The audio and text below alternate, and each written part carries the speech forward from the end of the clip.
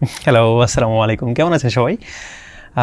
আশা করি ভালোই আছেন। আচ্ছা, আমি দেখলাম যে আপনারা আমাকে কেউ কমেন্ট করেন না। এটা কোনো কথা? আপনি লাইক বা ডিসলাইক না করেন সেটা আমার কোনো ব্যাপার না। বাট কমেন্ট কিন্তু আপনি প্লিজ আমাকে করেন একটু।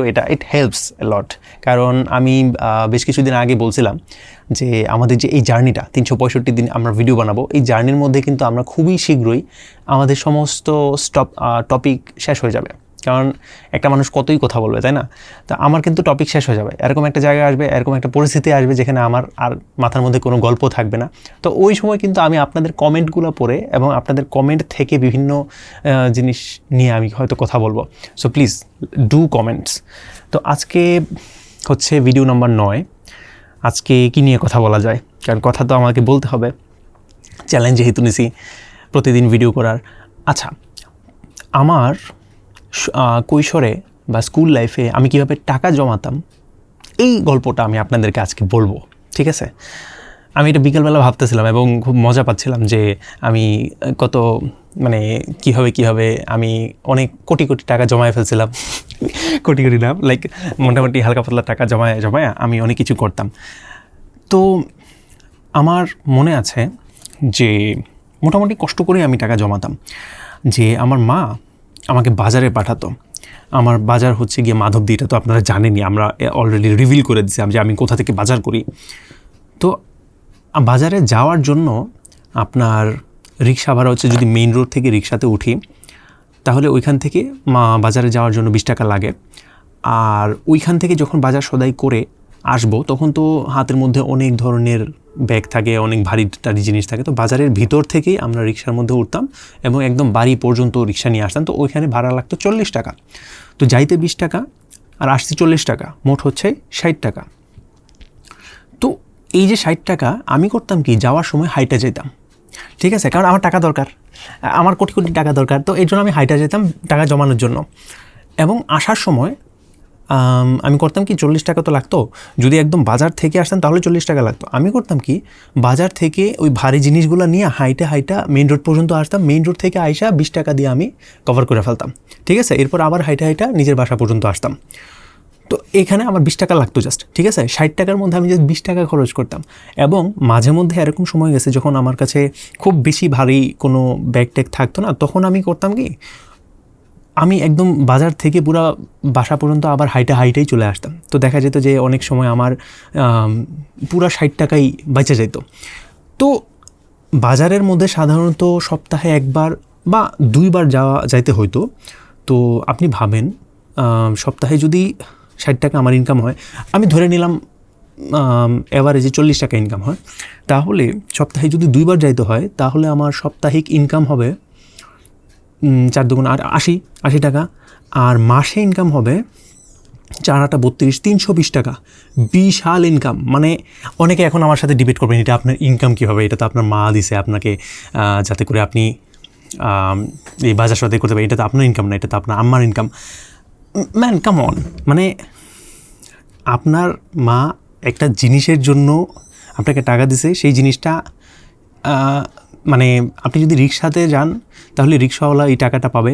আপনি পা দিয়ে হেঁটে যাচ্ছেন, তো আমার পায়ের মধ্যে চলে গেছে, তাই না?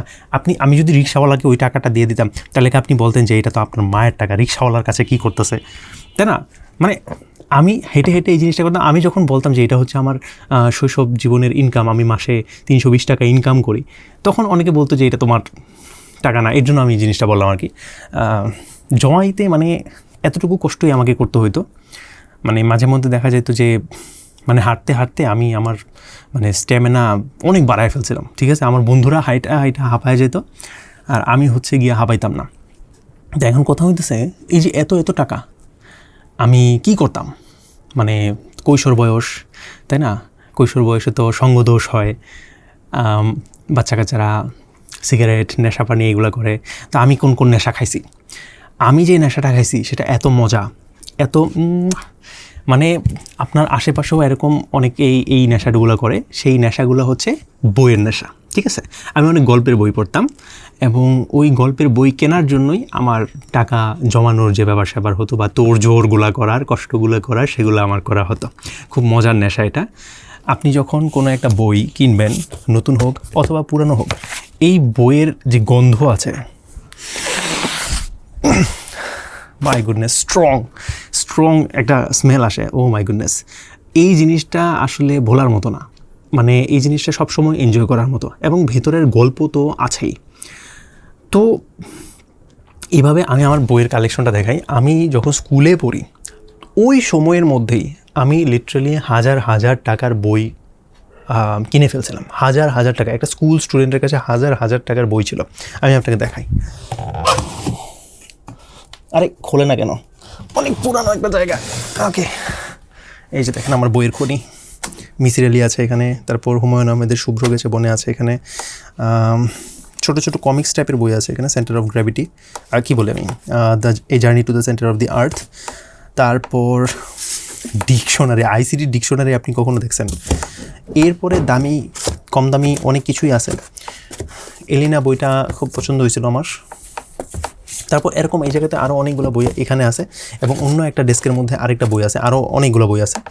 তো আমার বই নিয়ে বেশ কিছু স্মৃতি আছে। Oh by the way, Misir Ali সমগ্র এই বইটা আমি কিনছিলাম right immediate after my SSC exam. ঠিক আছে, এসএসসি পরীক্ষাটা শেষ হয়েছে, আমি হল থেকে বের হয়েছি, আমি হলের মধ্যে 600 টাকা নিয়ে গেছিলাম, 600 টাকা দিয়ে আমি এই বইটা কিনছিলাম 2018 সালে। ঠিক আছে, আমার বন্ধু গাফার মিয়া শাওন, যে কিনা ফার্স্ট বয়, সে যখন দেখছে আমি এত বিশাল মোটা একটা বই কিনছি, সে মানে অস্থির হয়ে গেছে, তুই এই ভেকেশনের মধ্যে এত বিশাল বড় বই পড়ে শেষ করবি। এবং আমার ভিতরে তো লাড্ডু ফুটতেছিল, তো সে অবাক হয়ে গেছে, কেমনে পড়বি তুই এগুলা। তো এখানে কিন্তু মিসির আলী সমগ্রের সাধারণত এখানে মনে হয় 16টা গল্প আছে। মিসির আলী সমগ্রের মধ্যে কিন্তু 20টা গল্প আছে খুব সম্ভবত, এখানে হচ্ছে জাস্ট 16টা, বাকি 4টা আমি অন্যভাবে পড়ছিলাম পাবলিক লাইব্রেরিতে। এবং এটা হচ্ছে আমার সবচেয়ে ফেভারিট বই। এটার একটা বুক রিভিউ আমি করছিলাম আমার অন্য একটা চ্যানেলের মধ্যে। আমি আপনাকে সেই বুক রিভিউয়ের ভিডিওটা আমি আপনাকে লিঙ্কটা শেয়ার করবো না। বাই দ্য ওয়ে, এটা কিন্তু আমার কেনা বই না, এটা হচ্ছে আমার আপুর বই, আমার খালাতো বোনের বই। এটা ওনার কাছ থেকে আমি চুরি করে নিয়ে আসি, চুরি করে না মানে আমি ওনাকে বলেই নিয়ে আসি।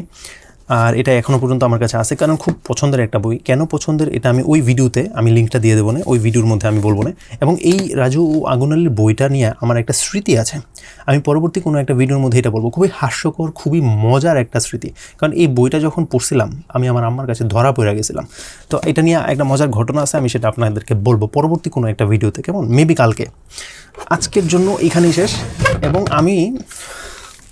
এবং মজার ব্যাপার হচ্ছে আমি মানে ক্লাস 6, 7, 8 এখান থেকে আপনার মোটামুটি বই কিনা পড়া শুরু করছিলাম। এবং পরবর্তীতে দেখা গেল যে বই কিনতে যখন আমি ক্লাস 9টা পার করছিলাম, তখন নতুন একটা কনসেপ্ট মাথায় আসলো, ম্যাগাজিন কাকে বলে। এখন আমাদের কিশোর আলো, তারপর বিজ্ঞান চিন্তা, এই ধরনের ম্যাগাজিন আমাদের লাইব্রেরির মধ্যে আসা শুরু করছে। মেবি আগে থেকেই আসতো, আমি জানতাম না, বাট তখন থেকে আমি ম্যাগাজিনের সাথে পরিচিত হয়েছিলাম। এখন আমি আপনাকে আমার ম্যাগাজিন দেখাই, যে বিজ্ঞান চিন্তার অনেকগুলো ম্যাগাজিন আছে এখানে, এবং এখানে তো আরও ভুরি ম্যাগাজিন আছে। এই যে এতগুলো ম্যাগাজিন আমি কালেক্ট করছিলাম আমার স্কুল জীবনে। এখানে কিশোর আলো প্লাস বিজ্ঞান চিন্তা এতগুলো আছে। অ্যান্ড বাই দ্য ওয়ে, ড্রয়ারটা অনেক দিন পরে খুলছি, ময়লা হয়ে গেছে। এখানে কয়েকটা মোবাইলের বক্স দেখতে পারতেছেন, বলেই ফেলি।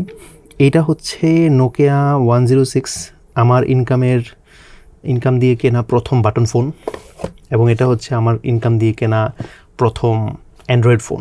সো স্মৃতি বিজড়িত জিনিসপত্র আজকে আর এইসব নিয়ে না ঘাটাই, ময়লা হয়ে গেছে। আমি আসলে অনেক অপরিচ্ছন্ন একটা মানুষ, এটা হয়তো বুঝা গেছেন। আমি খুবই দুঃখিত, পরিচ্ছন্ন হওয়ার জন্য যে অভ্যাস, যে ধৈর্যের দরকার, সেই ধৈর্য আসলে আমার নাই। আপনারা লেট মি কমেন্ট। আর কী বলি আমার আল্লাহ, আজকে আমি খুবই নার্ভাস হয়ে গেছি। পাখা ছাড়তে হবে,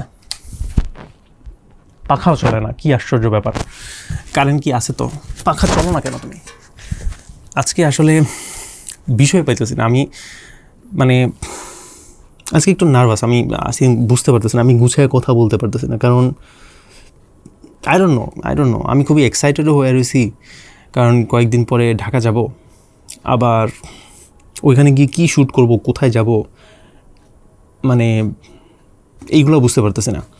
তো সব কিছু নিয়ে একটা দ্বিধাদ্বন্দ্বে আছে। আর মুস্তাকিমও নাই, এখনও পুও নাই, ওরাও আসতেছে না।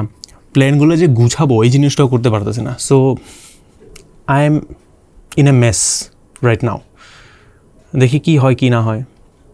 আজকের মতো এই পর্যন্তই, ঠিক আছে? তো আপনি কিভাবে আপনার শৈশব বা কৈশোরের মধ্যে টাকা জমাতেন এবং কি কি নেশা করতেন ওই টাকা জমায়, কি কি কিনতেন, ওইগুলো আমাকে একটু কমেন্ট বক্সে জানান, ঠিক আছে? আমি এটার অপেক্ষা করব। বাই।